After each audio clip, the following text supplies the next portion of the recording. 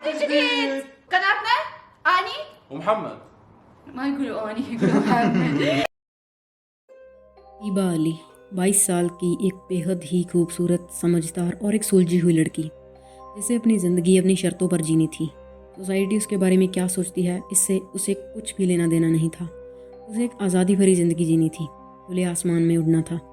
लेकिन इससे पहले कि वो अपने सपनों की उड़ान भरती, इस समाज ने उससे उसकी ज़िंदगी ही छीन ली। So let's begin our today's case revolving around the tragic death of Eeba Ali. Eeba Ali का जन्म सन 2000 में इराक के शहर दीवानिया में हुआ था। उसकी फैमिली में उसके मॉम डैड के अलावा उसके सिबलिंग्स भी थे, जिनमें से हमें सिर्फ उसके एक बड़े भाई के बारे में पता है। Now Iraq is a very conservative country when it comes to women. बहुत सारी बाकी इस्लामिक कंट्रीज़ की तरह यहाँ भी औरतों को बहुत ज़्यादा दबाया जाता है, उन पर बहुत जुल्म किए जाते हैं, एंड इवन उन्हें इंसान भी नहीं समझा जाता। मेजॉरिटी ऑफ वीमेन को अपने घर से निकलने तक की इजाज़त नहीं होती। और ऐसी ही कुछ सोच टीबा की फैमिली की भी थी। लेकिन टीबा बचपन से ही बहुत खुले मिजाज वाली लड़की थी। उसे घूमना फिरना, नए नए लोगों से मिलना बहुत अच्छा लगता था। लेकिन अपनी फैमिली द्वारा लगाई गई रेस्ट्रिक्शंस की वजह से वो कभी अपनी लाइफ को एंजॉय नहीं कर पाई। उसने अपने उस चुलबुले नेचर को अपने ही अंदर कहीं दबा लिया था, और अब वो बिल्कुल चुपचाप सी हो गई थी। वो वैसा ही करती जैसा उसके पिता चाहते, और ऐसे ही धीरे धीरे टाइम बीतने लगा। अब टीबा तकरीबन 14-15 साल की हो चुकी थी। अपनी फैमिली की इज्जत के लिए उसने अपनी सभी इच्छाओं को मारना सीख लिया था। शी थॉट कि अगर उसके ऐसा करने से उसकी फैमिली को खुशी मिलती है तो यही सही। लेकिन एक दिन कुछ ऐसा होता है जिसके बाद टीबा को अब एक और पल यूँ घुट घुट कर जीना बर्दाश्त नहीं था। दरअसल टीबा की बाकी सारी फैमिली किसी फैमिली फंक्शन में गई हुई थी, और घर पर सिर्फ टीबा और उसका बड़ा भाई ही था। रात के टाइम टीबा अपने कमरे में सो रही थी कि तभी उसकी नींद खुलती है, एंड शी रियलाइजेज कि उसका सगा भाई उसके साथ इंटीमेट होने की कोशिश कर रहा था। एंड जब वो इस चीज़ का विरोध करती है तो वो ज़बरदस्ती उसका शोषण करता है। टीबा को कुछ समझ नहीं आ रहा था कि ये सब क्या हो रहा था उसके साथ। सुबह होती है एंड टीबा की फैमिली भी फंक्शन से लौट आती है। टीबा बिना देर किए उन्हें पूरी सच्चाई बता देती है, एंड ये सब सुनकर टीबा के डैड को बहुत गुस्सा आता है। टीबा को लगा था कि उसकी फैमिली उसे सपोर्ट करेगी, बट उल्टा उसके डैड उस पर ही भड़क जाते हैं और उस पर ज़ोर ज़ोर से चिल्लाने लगते हैं कि इसमें उसी ही की गलती है। एंड टीबा की पूरी फैमिली उसे डरा धमका कर चुप करवा देती है, एंड वो लोग उसे धमकी देते हैं कि इस बारे में वो दोबारा कभी किसी से भी बात ना करे। टीबा ने अपने सारे सपनों को छोड़ा था अपनी फैमिली के लिए, लेकिन आज जब उसके साथ गलत हुआ था तो उसके साथ उसकी फैमिली का एक भी मेंबर नहीं खड़ा था। टीबा को समझ आ गया था कि अगर वो यही रही तो उसके साथ ये चीज़ अब बार बार होगी। इसलिए अब उसे कुछ भी करके यहाँ से निकलना था और अपनी ज़िंदगी को अपने तरीके से जीना था। तो वो चुपचाप उस एक मौके का इंतज़ार करने लगती है, और जल्द ही उसका ये इंतज़ार ख़त्म होने वाला था। साल 2017 में टीबा की पूरी फैमिली टर्की जाती है अपने किसी रिश्तेदार के यहाँ। ये पहली बार था जब टीबा अपने देश से बाहर किसी और देश में गई थी। उसे यहाँ बहुत अच्छा लग रहा था।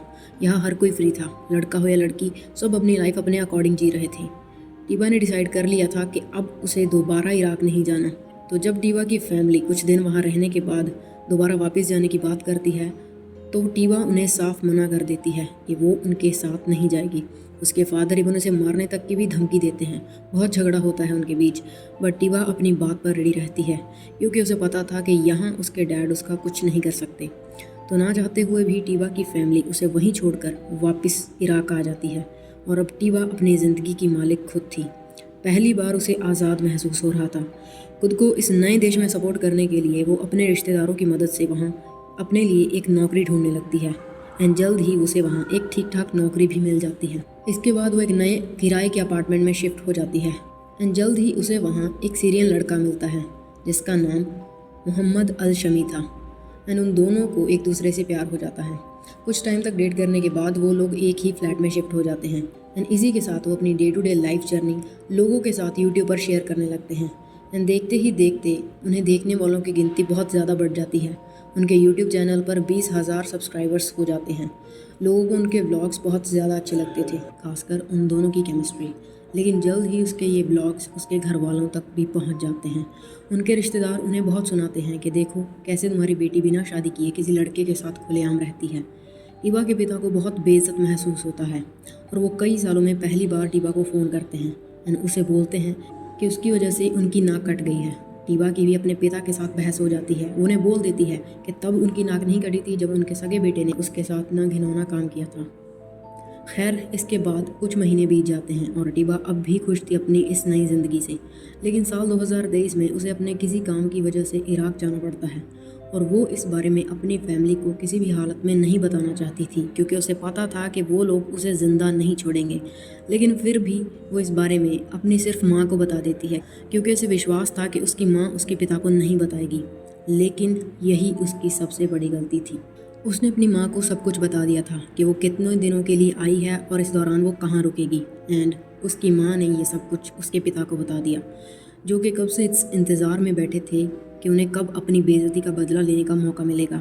तो 31 जनवरी 2023 को टीबा के पिता अपने ही परिवार के कुछ और मेल मेंबर के साथ मिलकर उस जगह पहुंच जाते हैं जहां टीबा ठहरी हुई थी और उसे वहां से किडनैप करके अपने घर दीवानिया ले आते हैं।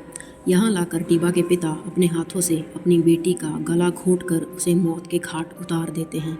इसके बाद वो बड़े आराम से खुद ही पुलिस को फ़ोन करते हैं और बड़े प्राउडली उन्हें बताते हैं कि उन्होंने अपनी बेटी की हत्या कर दी है। पुलिस उन्हें उसी दिन अरेस्ट कर लेती है एंड चार्जशीट फिल करने के बाद ये केस कोर्ट में चलता है और अप्रैल 2023 में कोर्ट अपना फैसला सुनाती है। और पता है टीबा के पिता को उसकी हत्या करने के लिए कितने साल की सज़ा होती है? सिर्फ 6 महीने। और इसका कारण था इराकी पीनल कोड, इराक का कानून, जिसमें ऑनर किलिंग का डिफेंस मौजूद है कि अगर कोई आदमी अपने ऑनर, अपनी इज्जत की रक्षा के लिए अपनी फैमिली की किसी फीमेल की हत्या कर देता है तो उसे मर्डर के मुकाबले कम सज़ा होती है। और इसी डिफेंस का फ़ायदा टीबा के पिता को मिला। खैर, कोर्ट के इस फैसले के बहुत ज़्यादा मात्रा में इराक में प्रोटेस्ट होने लगे कि इस कानून को बदला जाना चाहिए, लेकिन कोई फ़ायदा नहीं हुआ। टीबा के पिता कब के अपनी सज़ा पूरी करके बाहर भी आ चुके हैं और अपनी ज़िंदगी ऐसे बिता रहे हैं कि जैसे कि कभी कुछ हुआ ही नहीं था। So yeah, this was our today's case, and if you like this video, please drop a like, and you can also check out our other videos as well. You can subscribe for more such content, and फिर मिलेंगे।